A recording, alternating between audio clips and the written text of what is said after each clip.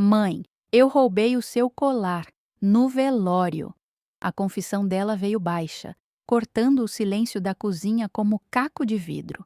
O frio do ladrilho hidráulico subiu pelos meus pés descalços, mas não foi o roubo que gelou meu sangue. Foi o pavor do que ela não sabia que carregava naquele camafeu. O que minha filha pensava ser uma simples joia de ouro era, na verdade, a chave para um passado que Antero jurou enterrar. Um passado que agora voltaria para nos caçar.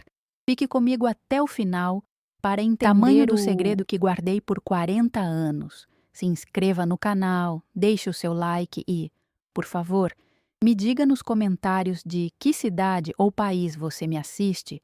É um conforto saber que não estou completamente sozinha nesta jornada. Meu nome é Alzira Peixoto Mendes, tenho 67 anos e por mais de 4 décadas minhas mãos devolveram a vida a anjos de madeira e santos de pedra. Sou restauradora de arte sacra aqui em Ouro Preto, Minas Gerais. A paciência que a profissão exige sempre foi meu refúgio, a forma como eu colocava ordem no mundo. Mas há uma semana, desde que enterrei meu marido, Antero, a ordem se desfez. O sobrado onde vivemos por uma vida inteira agora parece grande demais, Oco. O cheiro de cera de carnaúba e terebintina do meu ateliê, que antes era o perfume do meu ofício, hoje se mistura ao aroma fraco de um café que esfria intocado sobre a mesa da cozinha. A rotina que eu conhecia, marcada pelos rituais do nosso casamento e pelo trabalho minucioso, virou pó. Silêncio é preenchido apenas pelo dobrar dos sinos da igreja de São Francisco de Assis, um som que antes me trazia paz e agora soa como um lembrete constante da ausência dele. As manhãs são as piores. Acordo esperando ouvir o barulho dos seus passos no assoalho de madeira, o rádio ligado baixo nas notícias, mas encontro apenas o vazio. A casa, com seus móveis de jacarandá e retratos amarelados nas paredes, virou um santuário de memórias que doem ao toque. Minha única filha, Lívia Horizonte, mora em Belo aos 38 anos. Ela construiu uma vida que eu mal consigo decifrar através de nossos telefonemas apressados. Sinto em sua voz uma tensão que ela tenta disfarçar, uma pressa que não combina com a menina que passava horas me vendo misturar pigmentos. Há uma distância entre nós, não apenas em quilômetros, mas em segredos que pairam no ar. Eu sei que as coisas não andam bem para ela, principalmente financeiramente, mas seu orgulho sempre ergueu um muro entre minhas perguntas e suas respostas. Naquela semana, a dor do luto parecia ser a maior que eu sentiria na vida. A cada canto do sobrado, eu esbarrava numa lembrança de Antero. Mal sabia eu que a maior provação não viria da morte, mas da vida. Uma simples confissão da minha própria filha faria o enterro do meu marido parecer uma tarde tranquila no parque. O peso no meu peito não era apenas saudade, era um presságio, um frio na espinha que me avisava que o chão sob meus pés estava prestes a ruir de uma forma que eu jamais poderia imaginar. As pessoas da cidade me tratam com uma delicadeza triste. Mandam pão de queijo, broa de fubá, oferecem um ombro amigo na porta da igreja. Agradeço a todos, mas me sinto uma fraude. Meu luto é real, profundo, mas por baixo dele cresce uma ansiedade que não tem nome. É como se eu estivesse esperando a segunda parte de uma tempestade, a parte que realmente destrói tudo. Antero se foi, mas os segredos que ele deixou para trás continuam respirando dentro destas paredes. Meu ateliê, nos fundos da casa, está intacto. Os pincéis finos, os potes de pigmento, o cheiro de madeira antiga. Tento me sentar na minha bancada, pegar o rosto de um querubim que precisa de um retoque nos olhos, mas minhas mãos tremem. A firmeza que eu tinha, a precisão cirúrgica que me rendeu tanto respeito, desapareceu. Olho para minhas próprias mãos, com as veias saltadas e a pele manchada pelo tempo e pelos químicos, e não as reconheço. parecem as mãos de uma estranha, frágeis e incapazes. Lívia veio me ver desde o enterro. Liga rápido, diz que está ocupada com o trabalho. Mãe, tá tudo bem aí? Precisa de alguma coisa? A pergunta é automática. A resposta dela para o meu sim é sempre a mesma. Qualquer coisa me liga, beijo, te amo, tchau. Sinto a pressa, a fuga. Sei que ela também está sofrendo, mas o luto dela tem uma aresta pontiaguda, quase raivosa, que me assusta. Não é apenas a perda do pai, há algo mais, algo que ela não consegue me dizer. E no meio da noite, quando o sono não vem, eu caminho pela casa e paro em frente ao retrato dele na sala, Antero, com aquele sorriso contido, os olhos que pareciam guardar o mundo. Prometi a ele que manteria nosso castelo seguro, que protegeria nossa filha de tudo. Mas agora, olhando para sua imagem, sinto que falhei. Eu ainda não sabia, mas aquela promessa estava prestes a ser testada da maneira mais brutal possível. A solidão dentro de casa é quase palpável. Uma presença física que se senta à mesa comigo. Tento preencher os dias com pequenas tarefas. Arrumo gavetas, limpo pratas, rego as samambaias que Antero tanto amava. Mas tudo é um lembrete. Cada objeto tem uma história, uma camada de memória que se desprende ao meu toque. O bule de ágata que compramos na feira de antiguidades, a poltrona de couro onde ele lia o jornal. Viver aqui se tornou um exercício de caminhar por um campo minado de saudades. O ar de Ouro Preto, normalmente fresco e com cheiro de mato, parece pesado, denso. As ladeiras de pedra que já tantas vezes com agilidade, agora parecem montanhas intransponíveis. Sinto o peso dos meus 67 anos como nunca senti antes. É um cansaço que não vem do corpo, mas da alma. Um esgotamento por ter que carregar o peso do passado e, ao mesmo tempo, enfrentar um futuro que se tornou um borrão disforme e assustador. As conversas com os vizinhos são sempre as mesmas. Ah, dona Alzira, que falta o seu Antero faz. Ele era um homem tão bom, tão correto. Eu concordo com a cabeça e agradeço. Forço um sorriso, mas por dentro, um nó se aperta na minha garganta. Correto. A palavra ecoa na minha mente. Eles não sabiam de nada. Ninguém sabia. Eu era a guardiã de uma história que pintava um retrato muito diferente do homem que todos na cidade acreditavam conhecer. A comida perdeu o gosto. Preparo um prato de feijão tropeiro, a receita que Antero adorava, mas o sabor se desfaz na minha boca. É como se meus sentidos estivessem se desligando um por um, me deixando isolada dentro de mim mesma. A única coisa que sinto com clareza é o frio. Um frio que não tem a ver com o clima serrano de Minas, mas que vem de dentro, do lugar onde a ausência dele se instalou. No meio da tarde, o telefone toca. Meu coração dispara, esperando que seja Lívia, talvez com uma voz mais calma, mais presente. Mas é apenas um engano, alguém procurando por outra pessoa. O clique da ligação sendo encerrada soa como uma porta se fechando na minha cara. O silêncio que se segue é ainda mais profundo, opressor. A esperança de uma conexão, por menor que fosse, se esvai e me deixa ainda mais à deriva. Começo a ter a sensação de que estou sendo observada. É uma tolice, eu sei, coisa de viúva recente em uma casa antiga. Mas às vezes, quando passo por um corredor ou olho pela janela, sinto um arrepio. A cidade, com suas vielas estreitas e casarões coloniais, sempre teve suas histórias de fantasmas. Mas o que me assombra não é um espírito. É algo real, uma dívida antiga que eu temia que um dia viesse ser cobrada. Olho para o meu porta-joias sobre a cômoda. Está entreaberto. Normalmente eu o mantenho fechado, organizado. Dentro dele, o espaço vazio onde o camafeu de Antero costumava ficar. Ele me deu no nosso primeiro aniversário de casamento, uma peça de ouro com o perfil de uma dama delicadamente esculpido em ágata. Para o mundo, uma joia antiga e de bom gosto. Para mim e para ele, era um cadeado, um lembrete constante do segredo que nos unia e nos aprisionava. Aquele De veludo vazio era na um caixa. grito silencioso.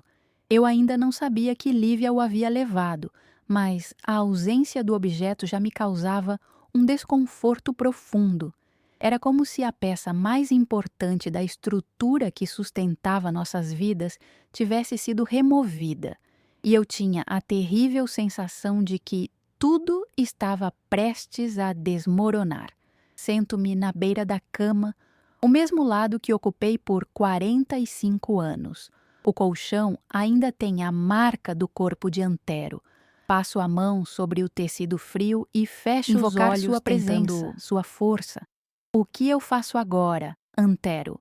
Sussurro para o quarto vazio. Como eu continuo sem você? Como eu protejo nossa menina sozinha? A única resposta é o tic-tac do relógio de pêndulo na sala, marcando um tempo que agora parecia correr contra mim. Uma chuva fina começa a cair lá fora, lavando as pedras das ruas e batendo ritmicamente na vidraça do meu quarto. O som deveria ser calmante, mas só aumenta minha melancolia. Cada gota parece um pequeno martelo na minha consciência, Batendo. me lembrando da minha fragilidade. Sou uma restauradora que não consegue mais restaurar a si mesma. As fissuras na minha alma são profundas demais, e a tinta para cobri-las parece ter acabado. Lembro-me de uma conversa com Antero, anos atrás. Estávamos no ateliê, e eu trabalhava em uma imagem de Nossa Senhora das Dores. Ele me observava em silêncio e depois disse: "Você conserta o que está quebrado, Alzira. É um dom." Na época, sorri orgulhosa. Hoje, a lembrança Frase dessa me parece uma cruel ironia. Eu, que passei a vida consertando as feridas do tempo na arte, era incapaz de remendar a minha própria família. A tarde cai e a luz que entra pelas janelas ganha um tom acinzentado, melancólico. Não acendo as luzes da casa, prefiro ficar na penumbra, como se a escuridão pudesse me esconder da minha própria dor.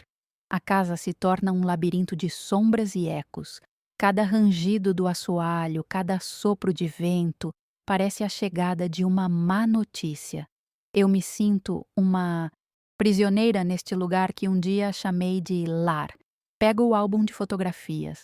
As imagens de uma Lívia sorridente, criança, nos meus braços e nos de Antero. Uma família feliz em um sobrado colonial em ouro preto. Uma mentira bem contada em papel fotográfico amarelado. Nós a protegemos tanto da verdade que a deixamos fraca, incapaz de lidar com as dificuldades da vida real. A culpa me corrói. O amor superprotetor que demos a ela talvez tenha sido sua ruína. O telefone toca novamente. O nome de Lívia Desta vez, brilha na tela. Atendo, com o coração na mão, uma mistura de alívio e pavor. "Mãe!" A voz dela está embargada, fraca. Posso ir aí? Preciso conversar com você." Não é um pedido, é um apelo desesperado. O tom dela confirma todos os meus medos. A tempestade que eu pressentia não estava apenas se aproximando.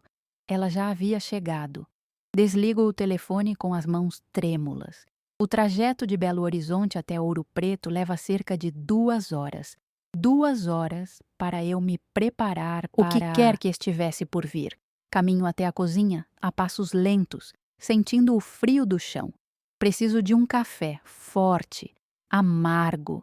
Preciso de algo que me ancore na realidade, que me prepare para a confissão que eu sentia que estava prestes a ouvir.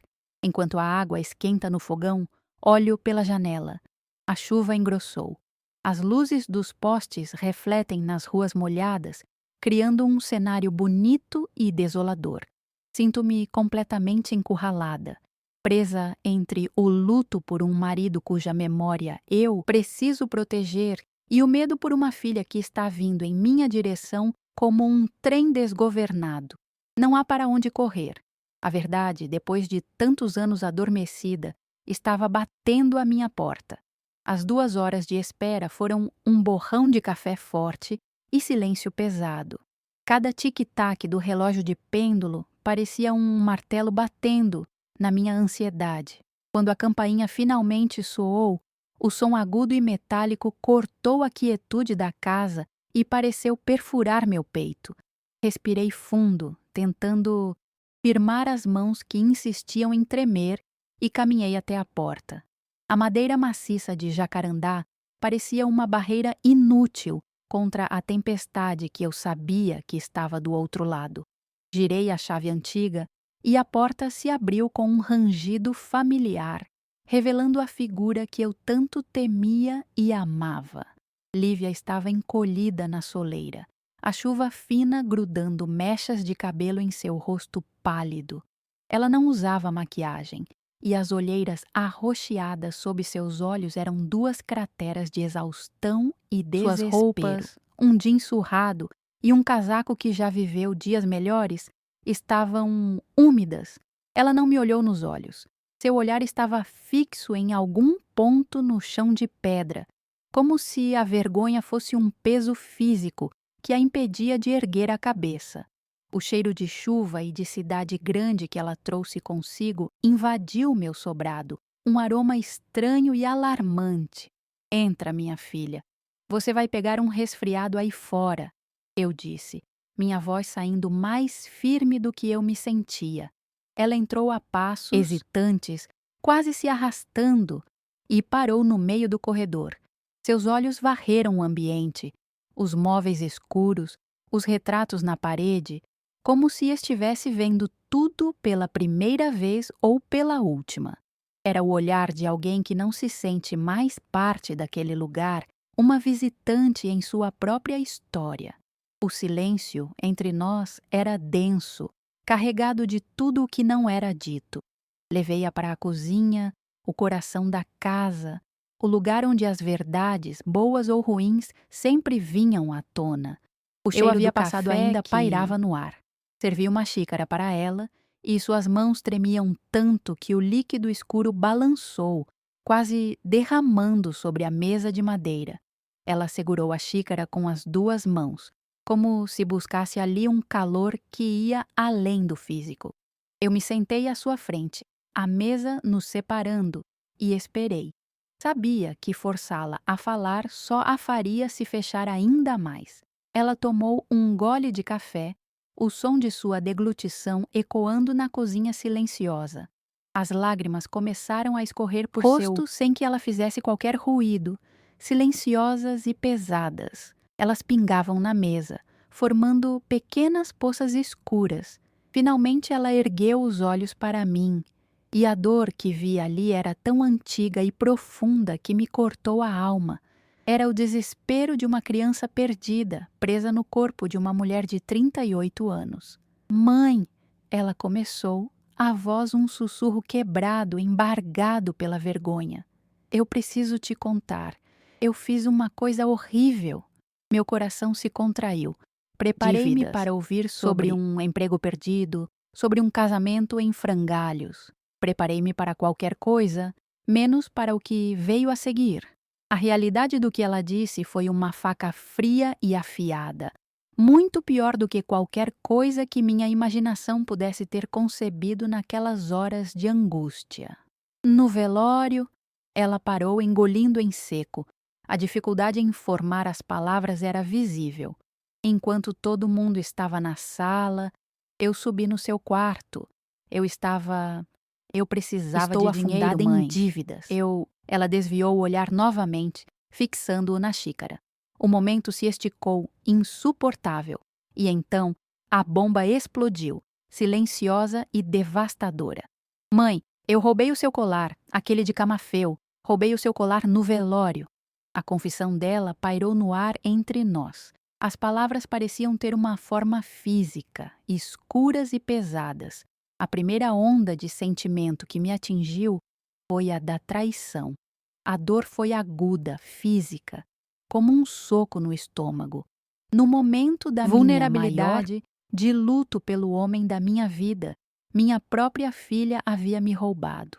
A imagem dela, subindo as escadas sorrateiramente enquanto eu chorava o corpo do pai dela no andar de baixo, era uma visão monstruosa. Um caco de vidro se alojou na minha garganta, mas essa dor, por mais intensa que fosse, foi rapidamente engolida por uma onda muito maior, muito mais fria. O pânico, o camafeu. Não era sobre o ouro, sobre a herança, sobre o valor sentimental. Era sobre o que estava Ali, escondido. Meu sangue gelou nas veias. O chão da cozinha pareceu desaparecer sob meus pés. O rosto de Antero, sério e preocupado no dia em que me deu a joia, surgiu na minha mente. Guarde isso com a sua vida, Alzira. É a nossa segurança e o nosso perigo. Lívia continuou a falar, sua voz agora um murmúrio desesperado de justificativas. Falou de um agiota, de juros absurdos, de ameaças. Disse que planejava vender o colar, pagar a dívida e depois, de alguma forma, comprar outro parecido para colocar que eu nunca saberia. Suas palavras eram um zumbido distante nos meus ouvidos. Eu mal a ouvia.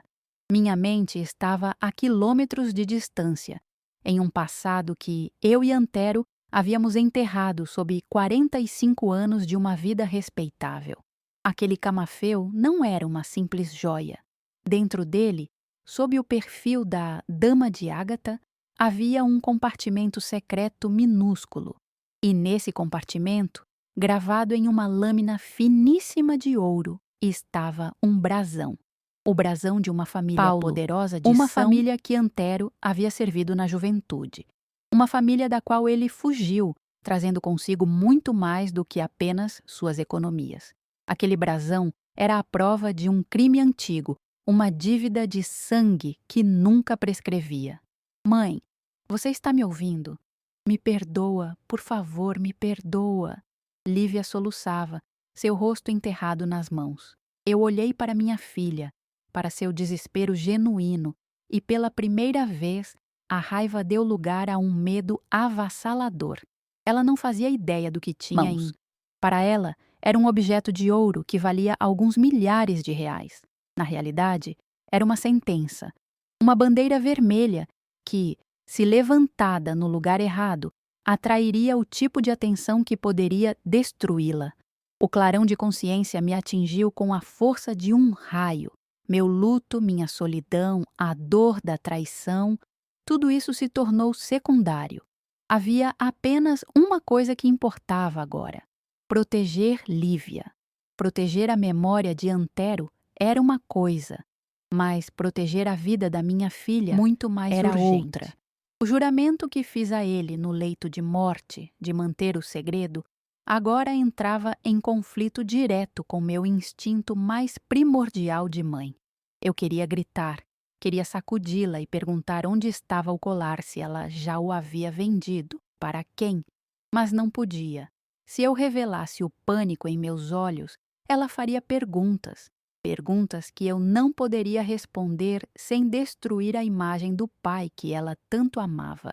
Antero, o homem correto, o pilar da família. Contar a verdade Como dizer a ela que a casa onde cresceu foi construída sobre um terreno roubado, sobre areia movediça.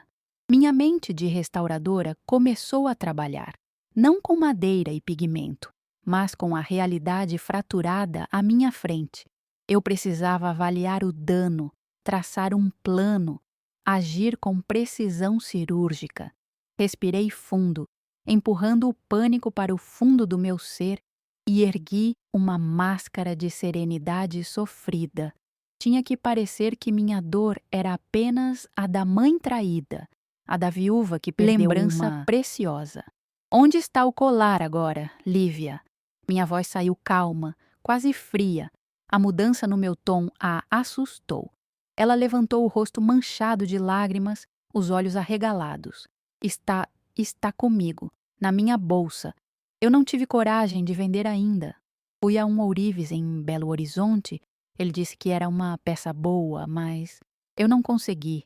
Senti nojo de mim mesma. Um alívio minúsculo, mas vital, percorreu meu corpo. Ainda havia tempo.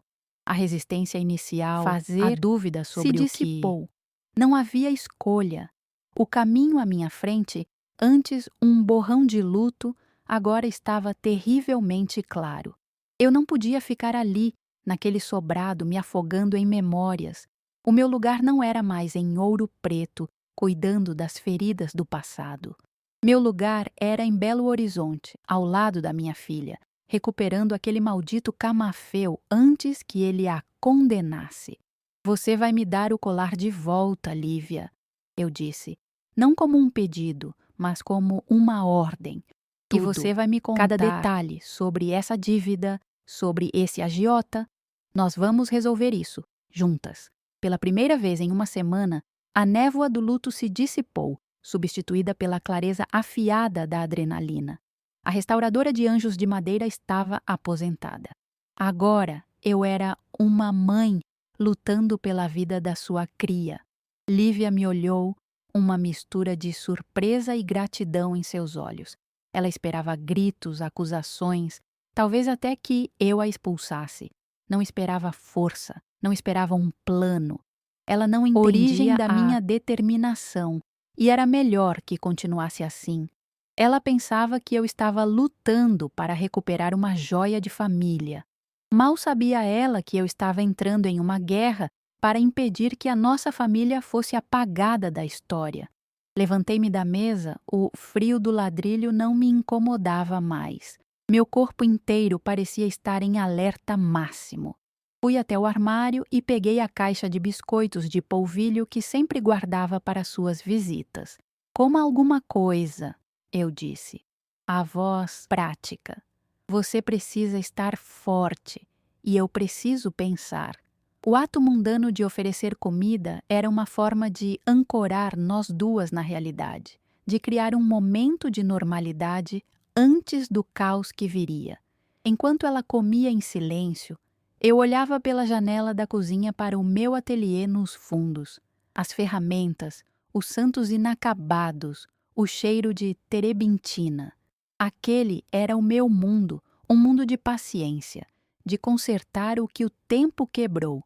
Mas agora, o desafio era outro. passado. Eu não precisava consertar, Eu precisava impedir que ele devorasse o nosso futuro. O tempo estava correndo e o estrago, desta vez, não era na madeira ou na pedra, mas na carne e no sangue. A decisão estava tomada. O chamado para a mudança, que chegou na forma da confissão desesperada da minha filha, havia sido aceito. Eu não era mais Alzira Peixoto Mendes, a viúva de 67 anos. Eu era a guardiã de um segredo perigoso e minha missão era clara: recuperar o cadeado que mantinha nosso passado trancado. Ele nunca mais fosse garantir que... Termine seu café, eu disse, virando-me para ela, a mente já traçando os próximos passos. Arrume uma bolsa pequena para mim, com o essencial. Nós vamos para Belo Horizonte, hoje. O olhar dela era de pura confusão. Mãe, não precisa... Precisa sim? Eu a cortei, com uma firmeza que surpreendeu a nós duas. Eu não vou deixar você enfrentar isso sozinha. E eu quero meu colar de volta. Ele é mais importante do que você imagina. A última frase pairou no ar, carregada de um significado que só eu compreendia. Lívia assentiu, submissa, talvez aliviada por não ter que carregar seu fardo sozinha. Ela não fazia ideia do tamanho do fardo que eu carregava por nós duas. Enquanto ela subia para arrumar minhas coisas, eu permaneci na cozinha, olhando para a chuva que continuava a cair lá fora. A batalha não era contra um agiota, era contra fantasmas. Fantasmas que Antero pensou ter deixado para trás, mas que agora, graças a um ato de desespero, nos caçar. Estavam vindo. O sobrado em Ouro Preto, meu refúgio e minha prisão, de repente pareceu pequeno. O mundo lá fora, com seus perigos desconhecidos, me chamava. A dor no meu peito não era mais de luto, mas de uma determinação fria. Eu iria até o fim do mundo para proteger minha filha. E se, para isso, eu tivesse que desenterrar os segredos mais sombrios do homem que amei, que assim fosse. A quietude da minha vida havia acabado. A luta estava apenas começando. A viagem de Ouro Preto a Belo Horizonte feita em um silêncio denso, quebrado apenas pelo som monótono do limpador de para-brisa varrendo a chuva fina. Lívia mantinha os olhos fixos na estrada, as mãos apertando o volante com uma força que deixava seus nós dos dedos brancos.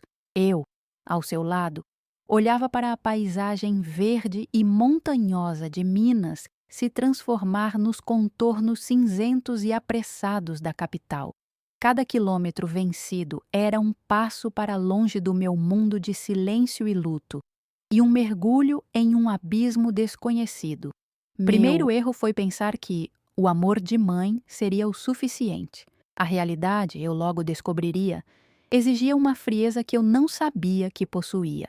O apartamento de Lívia, no bairro barulhento de Santa Efigênia, era um reflexo exato do seu estado de espírito. Pequeno, abafado e com uma desordem que falava de desistência.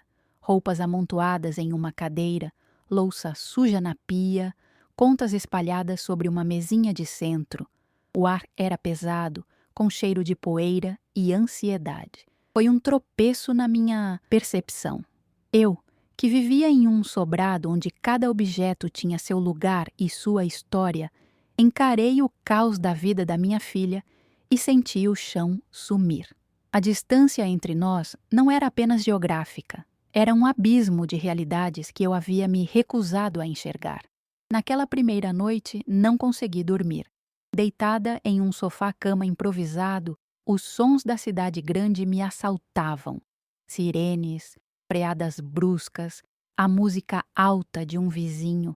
Eram os ruídos de uma vida que não parava. Pavor, indiferente ao meu medo, me paralisou. Eu era uma senhora de 67 anos, uma restauradora de arte sacra. O que eu entendia de agiotas, de ameaças, do submundo de uma metrópole? A imagem de Antero, me pedindo para ser discreta, para nunca chamar atenção, voltava à minha mente. Fracassar não era uma opção. Era uma certeza aterrorizante que me manteve acordada até o amanhecer. A primeira coisa que fiz na manhã seguinte foi exigir o camafeu. Lívia o tirou da bolsa, o metal dourado parecendo desordem do apartamento em meio a... O objeto estava frio na minha mão. Com a unha, forcei a abertura do compartimento secreto, meu coração martelando contra as costelas. Lá dentro, minúsculo e perfeito, o brasão da serpente mordendo a própria cauda continuava intacto. Fechei-o com um clique que soou definitivo. Guardei-o no fundo da minha bolsa sob um lenço e um terço. A posse do objeto me deu um segundo de alívio, mas o perigo real, a dívida, ainda respirava no nosso encalço. Comecei a formar uma disciplina nascida do pânico.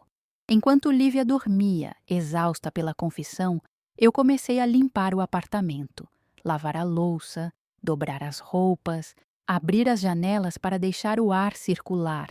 Era um ato de desespero, minha maneira de tentar restaurar a ordem no caos. Não era apenas sobre limpeza, era sobre tomar o controle, impor minha presença e minha metodologia em um território hostil. Cada prato limpo, cada peça de roupa dobrada era uma pequena batalha vencida que ameaçava contra o desespero. Durante o café, comecei meu interrogatório. Minha voz era calma, a mesma que eu usava para discutir a aplicação de uma folha de ouro em uma imagem barroca. Quanto você deve, Lívia? Exatamente. Qual o nome completo do homem? Onde vocês se encontram? Minha filha me olhava, surpresa com a minha mudança de postura. A mãe, enlutada e frágil, havia desaparecido, dando lugar a uma mulher pragmática e incisiva. Ela gaguejou o nome, Antônio Carlos, mas todos o conheciam como Faca. O apelido me causou um arrepio, mas não deixei transparecer. Eu anotava tudo em um caderninho, como se estivesse catalogando as fraturas de uma escultura. O conflito interno era uma tortura.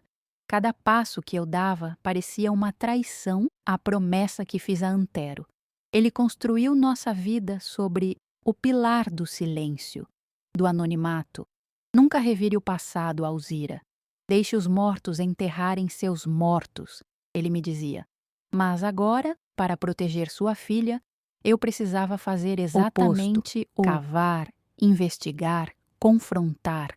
Os pensamentos antigos de que eu era apenas uma esposa, uma coadjuvante na história dele, voltavam para me assombrar. Eu precisava silenciá-los para encontrar minha própria força. O primeiro conflito externo veio de Lívia. Mãe, não se mete nisso. É perigoso. Eu dou um jeito, ela disse, com uma mistura de vergonha e orgulho ferido. Ela não queria que eu visse a profundidade do seu fracasso.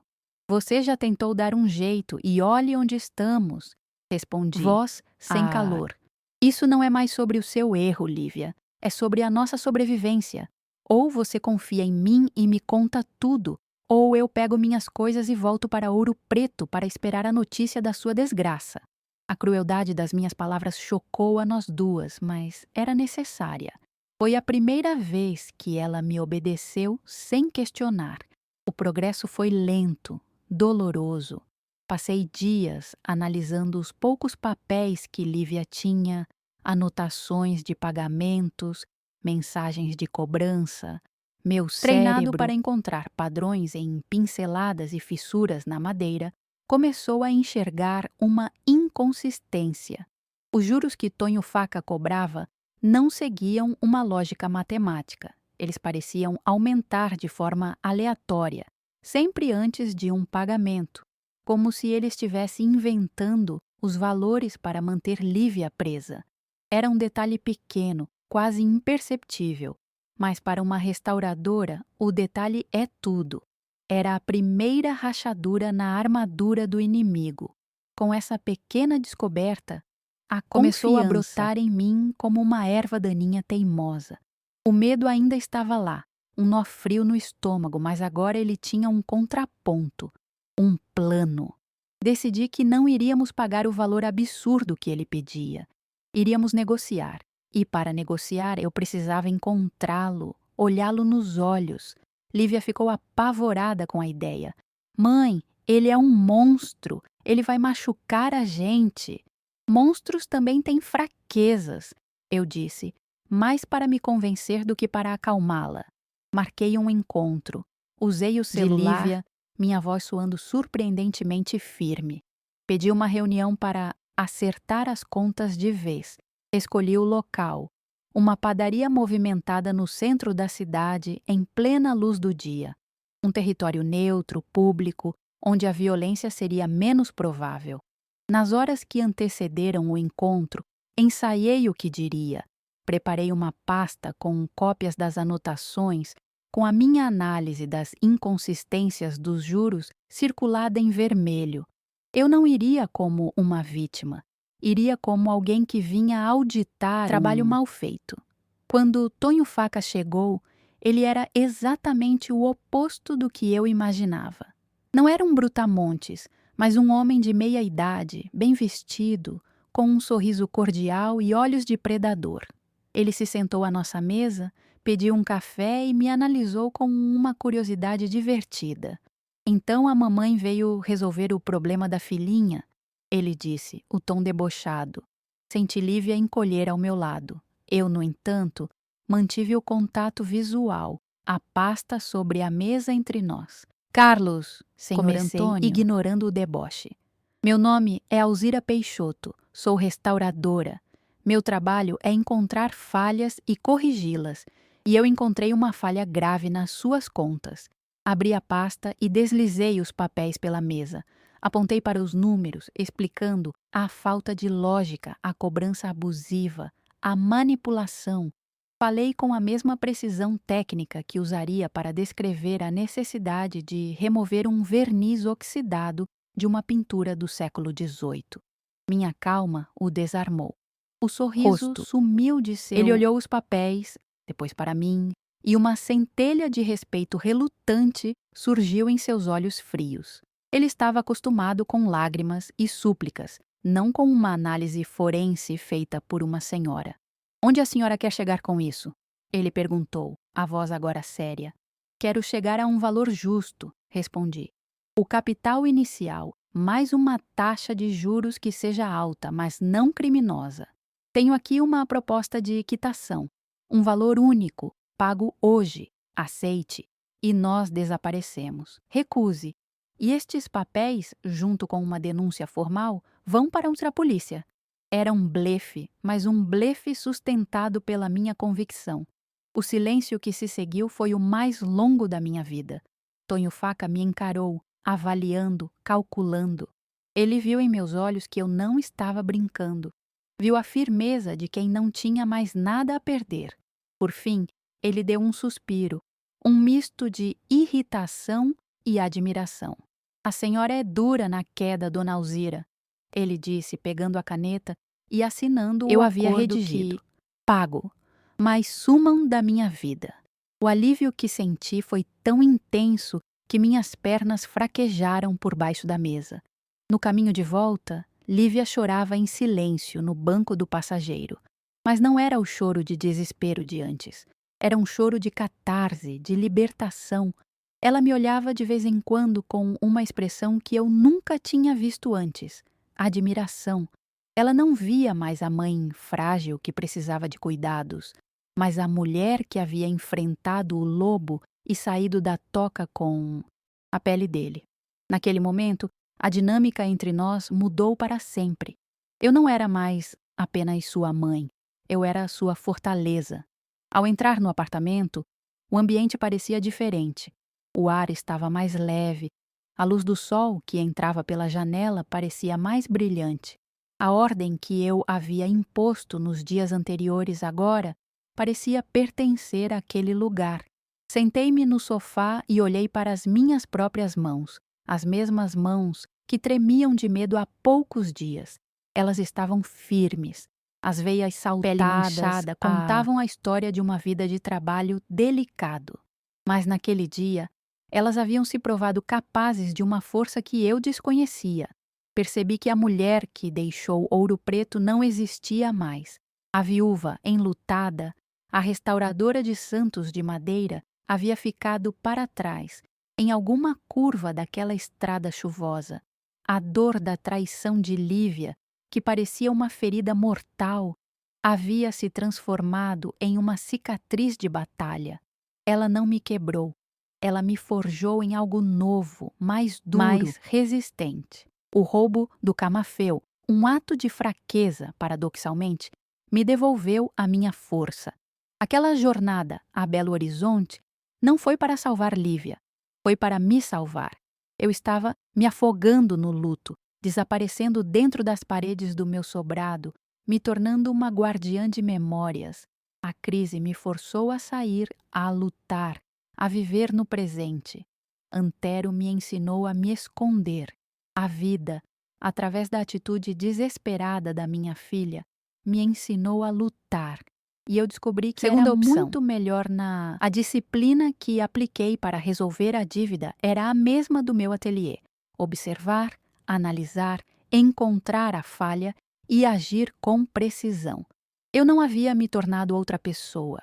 Eu havia apenas aplicado minhas habilidades a um novo material, um muito mais perigoso e volátil que a madeira ou a pedra.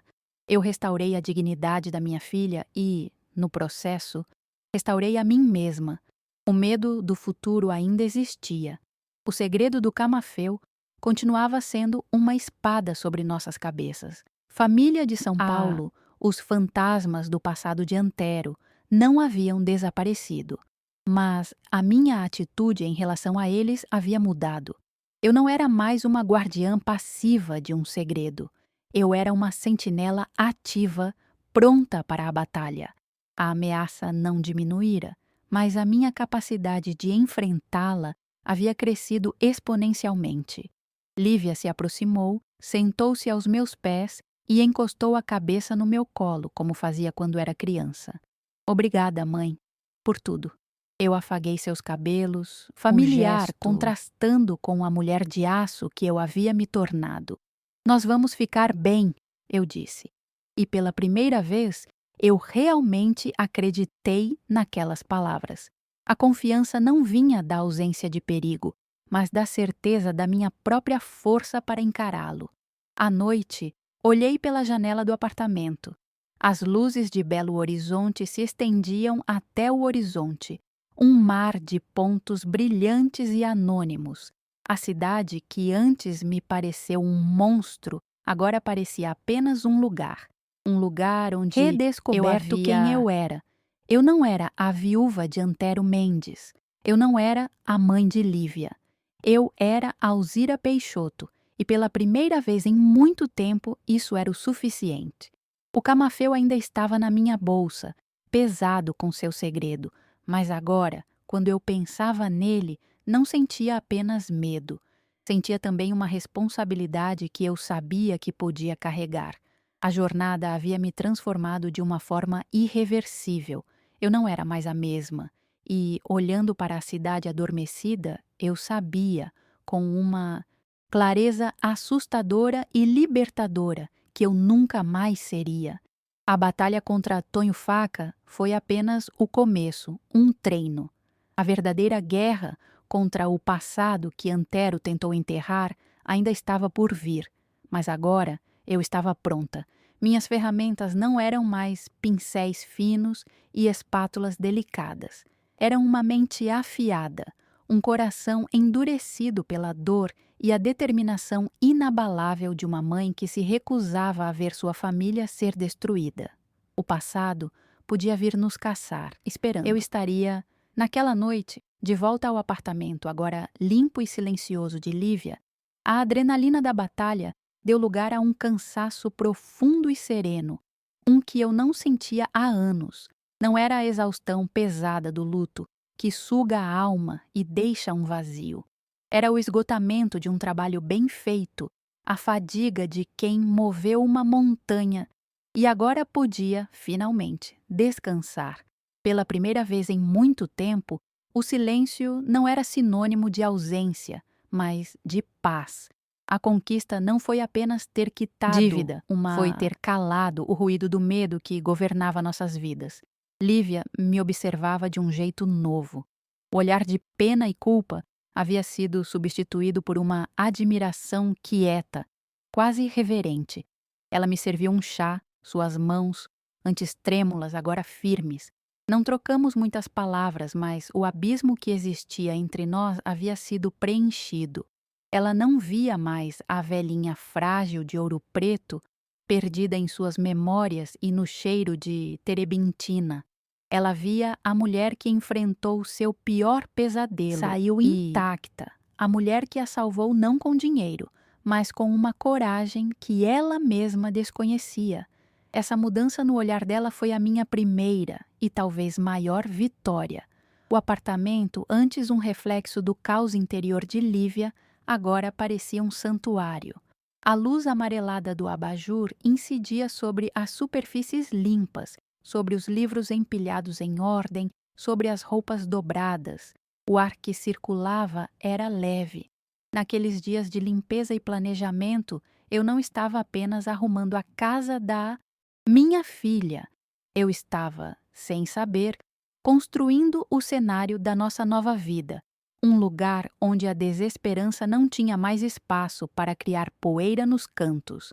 A ordem externa era um espelho da clareza que eu finalmente havia encontrado dentro de mim.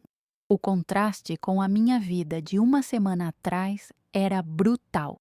A Alzira que chorava no sobrado escuro de ouro preto, assombrada por um marido morto e um segredo vivo, parecia uma estranha, uma personagem de um livro antigo.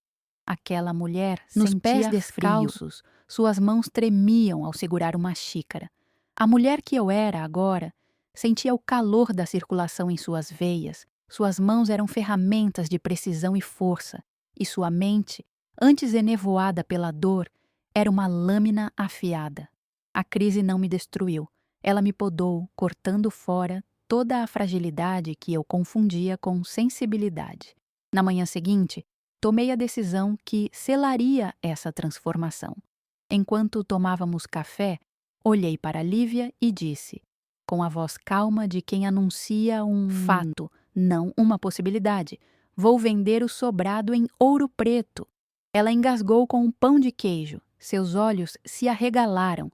A casa era o símbolo da nossa família, o castelo que Antero construiu para nós. Mas para mim, havia se tornado uma prisão, um museu de uma vida que não existia mais. Eu não podia mais viver lá, cuidando de fantasmas. A reação dela foi de choque, depois de compreensão. Mãe, você tem certeza? E suas coisas, seu ateliê?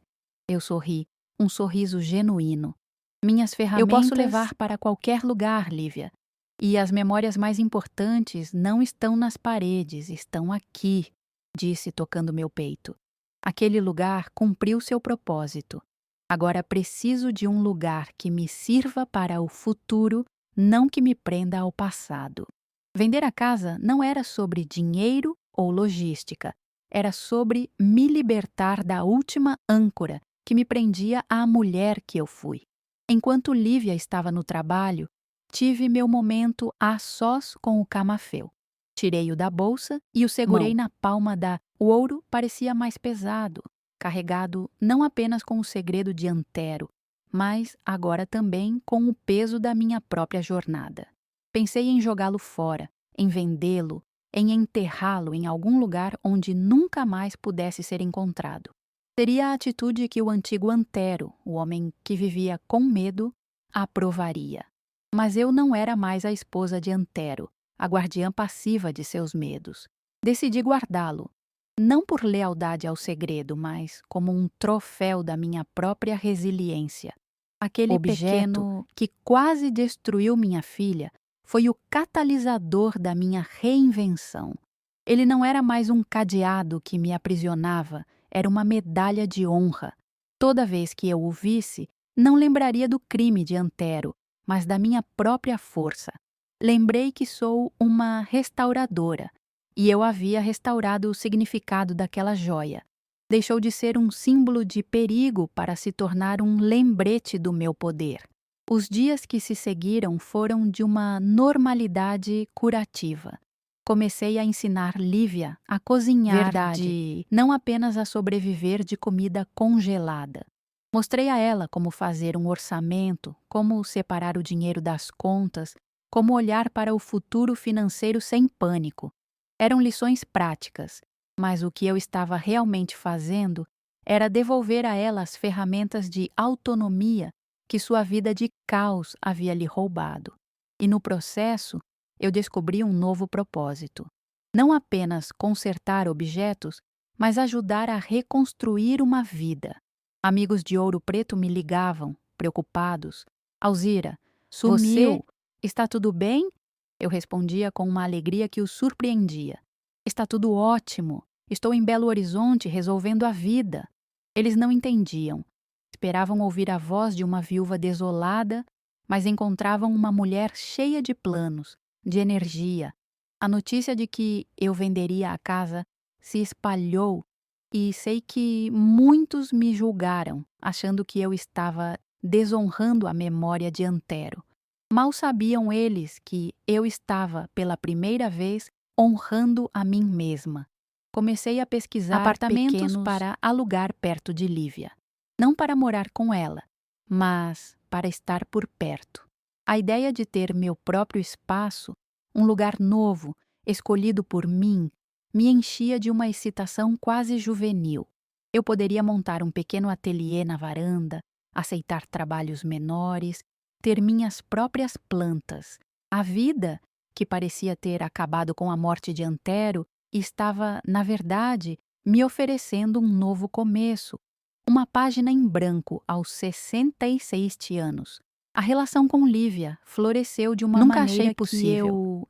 Passamos a conversar de verdade, sobre medos, sonhos, arrependimentos.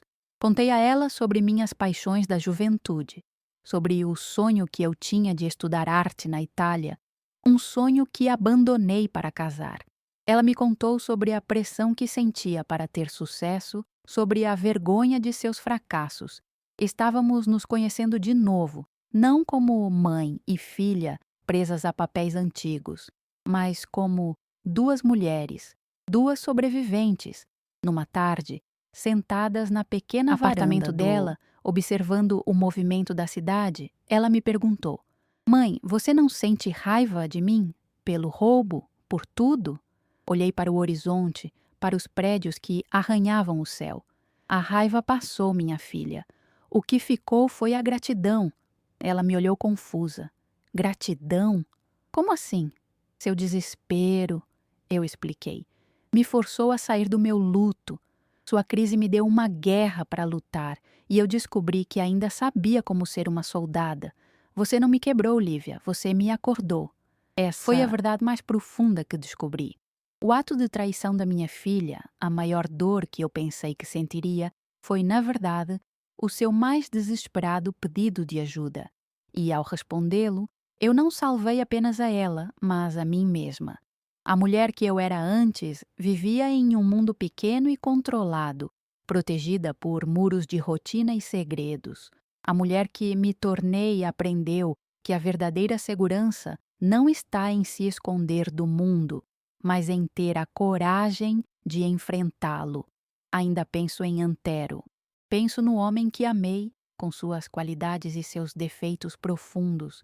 O luto se transformou em uma saudade serena, desprovida da angústia e do peso do segredo. Eu o perdoei. Não por ele, mas por mim. Perdoei sua mentira, seu medo, porque entendi que ele fez o que achava que precisava para nos proteger. Mas seu método era o da fuga. O meu, agora, era o do confronto. E eu sei, com uma certeza que me acalma a alma, que o meu método é melhor. Minha vida hoje é menor em metros infinitamente maior em significado. Troquei um sobrado colonial por um apartamento de 2 quartos. Troquei o silêncio respeitoso de uma cidade histórica pelo barulho vibrante de uma metrópole. Troquei a segurança de uma vida previsível pela aventura de um futuro incerto. E nunca me senti tão em casa, tão segura, tão viva. A jornada foi aterrorizante. Houve momentos em que pensei que não conseguiria, que o medo me engoliria. Mas em cada um desses momentos eu olhava para o rosto da minha filha e encontrava a força para dar o próximo passo. O amor de mãe, que eu antes achava que era sobre proteger do sofrimento, descobri que é, na verdade, sobre dar as ferramentas para enfrentá-lo. E a primeira ferramenta que precisei forjar foi a minha própria coragem. Eu não sei o que o futuro reserva. Não sei se os fantasmas do passado de Antero um dia virão bater à nossa porta. O que eu sei é que, se eles vierem, não encontrarão uma viúva assustada escondida atrás de paredes de pedra. Encontrarão Alzira Peixoto Mendes, e ela estará pronta. A serenidade que sinto hoje não vem da certeza de que não haverá mais tempestades, mas da confiança de que construí um barco forte o suficiente para navegar em qualquer uma delas. Minha mensagem para você que me ouviu até aqui é simples e direta. Olhe para suas mãos. Elas podem estar marcadas pelo tempo, cansadas pelo trabalho, trêmulas pelo medo. Mas elas são mais fortes do que você imagina. A força que você precisa para mudar sua vida não está em um golpe de sorte ou na ajuda de outra pessoa. Ela já está aí, dentro de você, adormecida sob camadas de medo, de rotina, de papéis que você aceitou desempenhar. Não espere que uma crise venha para te acordar como a minha veio. A vida é curta demais para ser vivida na penumbra do medo ou na sombra de outra pessoa. Seja o restaurador da sua própria história. Encontre as fissuras, as partes quebradas, as áreas que o tempo e a dor danificaram. E então, com a paciência e a coragem que você nem sabia que tinha, comece o trabalho de se reconstruir. Não importa a sua idade, não importa os erros que cometeu. A capacidade de se reinventar é o maior dom que possuímos. Eu, aos 67 anos, pensei que minha história havia acabado. Descobri que ela estava apenas começando. O capítulo mais bonito da minha vida não foi escrito no passado, ao lado do homem que amei. Está sendo escrito agora, por mim, com a tinta da coragem e a caligrafia da liberdade. O medo sempre existirá. Ele é parte de estar vivo. A questão não é como eliminá-lo, mas o que você faz com ele. Você pode deixá-lo construir muros ao seu redor e te aprisionar, ou pode usá-lo como combustível para derrubar esses mesmos muros e correr em direção ao desconhecido. A escolha, no final, é sempre sua. Eu era uma mulher que consertava santos de madeira. Hoje sou uma mulher que consertou a si mesma. E essa, eu descobri, é a forma mais sagrada de arte. Não se contente em ser apenas uma memória na parede de alguém. Pegue-o, misture suas próprias cores e pinte o futuro que você merece. A obra-prima é você. Lembre-se sempre disso. O chão pode ruir, a porta pode bater na sua cara, a traição pode vir de onde você menos espera, mas dentro de você existe uma força capaz de reconstruir tudo. Encontre-a, use-a e nunca, jamais, permita que alguém lhe diga que sua história já terminou. Essa jornada me ensinou que, às vezes, o fundo do poço é apenas o lugar onde tomamos o impulso mais forte para subir. Carrega seus próprios camafeus, seus próprios segredos e medos guardados a 7 chaves. Me conta aqui, nos comentários, qual foi a batalha que te fez descobrir a força que você não sabia que tinha. Sua história pode ser o sopro de coragem que outra pessoa precisa ouvir hoje. Se essa minha confissão tocou seu coração de alguma forma, compartilha esse vídeo com alguém que talvez esteja precisando se lembrar do próprio poder. Às vezes, uma história é tudo que precisamos para dar o primeiro passo. É um conforto imenso saber que não estamos sozinhos em nossas lutas, que nossas dores e vitórias se conectam. Eu vou continuar por aqui, contando as histórias que a vida me apresenta. Se você quiser acompanhar mais relatos como este, de gente de verdade com problemas de verdade, se inscreva no canal. Será uma honra ter a sua companhia na minha nova jornada, nesta nova fase da minha vida que eu estou aprendendo a construir um dia de cada vez. Obrigada por ter ficado comigo até o fim. Saber que minha voz chegou até você, aí onde você está, me dá a certeza de que partilhar nossas verdades é o que nos torna mais fortes e, acima de tudo, mais humanos. Fiquem em paz.